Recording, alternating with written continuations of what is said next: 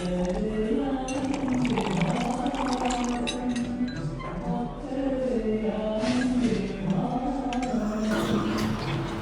Result ഒക്കെ വരാറായല്ലേ? ഏത് എക്സാമിന്റെ? ഇലക്ഷന്റെ കാര്യം പറഞ്ഞത് അല്ല, എക്സാമിന്റെ കാര്യം അല്ല പറഞ്ഞത്. ഇത്തവണ എന്ത് സംഭവിക്കാൻ? അല്ല, ഇത്തവണയും കൂടെ LDF ആണെങ്കിൽ മൂന്നാമത്തെ വട്ടം ആവില്ലേ? മൂന്നാമത്തെ തവണയല്ലേ? ഇതിനു മുമ്പ് വേറെ ആരും ഉണ്ടായിരുന്നല്ലോ പണ്ടെന്തോ, അല്ലേ സാറേ? ഇല്ലില്ല, ഇതിനു മുമ്പ് ഒരു ഗവൺമെന്റ് പോലും കണ്ടിന്യൂസ് ആയിട്ട് 3 ടേം ഭരിച്ചിട്ടില്ല. ഇൻഫാക്ട് 1977 ശേഷം LDFും UDFും മാറി മാറിയ കേരളം ഭരിച്ചുകൊണ്ടിരുന്നത്. 2021 മാത്രമാണ് ഈ പാറ്റേൺ ഒന്ന് ബ്രേക്ക് ആയത്. LDF 2 തവണ കണ്ടിന്യൂസ് ആയിട്ട് വിൻ ചെയ്തത്.